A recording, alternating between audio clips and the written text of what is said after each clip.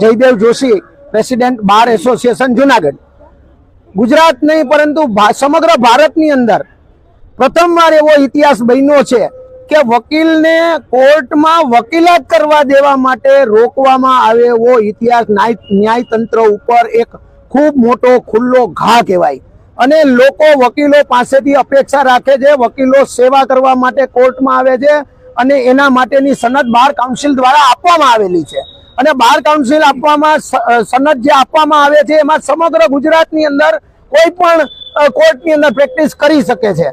એના માટે ગઈકાલે એવો બનાવ બન્યો કે ચેતર વસાવાના કેસની અંદર અમારા એડવોકેટ શ્રી ગોપાલ ઇટાલિયા વકીલાત કરવા માટે જ્યારે જતા હતા અને એના અસીલને મળવાનું હતું ત્યારે પોલીસ દ્વારા એને કડક રીતે બહાર કાઢવામાં આવ્યા, અંદર પ્રવેશવા દેવામાં નહોતા આવતા। ત્યારે મારી ખરેખર સમગ્ર ન્યાયતંત્રને, જ્યુડિશિયલ ઓફિસરને અને સરકારને એવી વિનંતી છે કે શા માટે આવા કારણો શું, કયા એવા પ્રશ્નો છે કે જેના કારણે એડવોકેટને પણ પ્રવેશ આપવામાં દેવામાં નથી આવતો।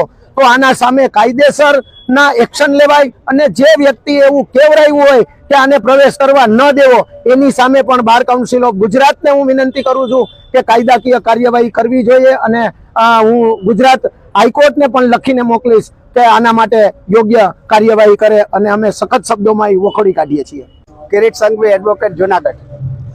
ભારતના સ્વાતંત્ર્ય ઇતિહાસમાં પણ વકીલોનો રોલ બહુ જ મોટો હતો અને દરેક ક્ષેત્રમાં જ્યાં સ્વતંત્રતાનો વિષય હોય ત્યાં વકીલોનો મોટો રોલ હોય છે। કાલે એક એવો બનાવ બન્યો, પોતાના અસીલને મળવા માટે પોલીસે વકીલને રોક્યા। મારી દ્રષ્ટિએ ભારતના બંધારણના અનુચ્છેદ 14 અને 21 નો ભંગ થાય છે, કારણ કે અને એડવોકેટ એક્ટની જોગવાઈઓનો પણ ભંગ થાય છે, કારણ કે કોઈ પણ વકીલને પોતાના અસીલને મળવાનો અધિકાર છે, કારણ કે અસીલ પાસેથી સૂચના લેવામાં આવે।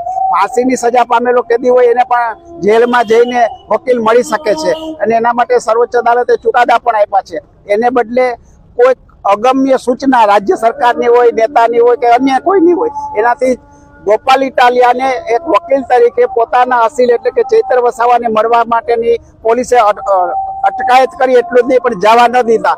આ ભારતની લોકશાહી માટે ખૂબ જ ખતરારૂપ છે, કારણ કે જ્યારે કોઈ પણ બંધારણનો ભંગ થાય છે, કોઈ પણ કાયદાનો ભંગ થાય છે, અતિરેક ઓથોરિટીનો થાય છે, ત્યારે વકીલ એકમાત્ર સહાય છે। વકીલ એટલે કે ન્યાયતંત્ર, તો આ ન્યાયતંત્રમાં પણ જવાનો જો ઇનકાર કરે તો એ લોકશાહી માટે ઘાતક છે, કન્ટેમ્પ ઓફ ધી કોર્ટ છે અને ભારતના બંધારણનો પણ ભંગ થાય છે। એટલા માટે મારે નામદાર ગુજરાત હાઈકોર્ટને પણ વિનંતી છે કે આ ઘટનાની નોંધ પબ્લિક ઇન્ટરેસ્ટ લિટિગેશન તરીકે લઈ અને એક ગાઈડલાઇન્સ આપે કે પોલીસ કઈ સંજોગોમાં વકીલને રોકી શકે અને વકીલના શું રાઈટ છે, પોલીસના શું રાઈટ છે, અને ન્યાયતંત્રમાં જવા માટે ન્યાયની અદાલતમાં જ્યારે પોતાના અસીલને હાજર કરે ત્યારે વકીલ જઈ શકે કે કેમ જઈ શકે, તો કઈ રીતે જઈ શકે, આની માટેને એક SOP અથવા ગાઈડલાઇન્સ નક્કી કરે। એના માટે નામદાર ગુજરાત હાઈકોર્ટને પણ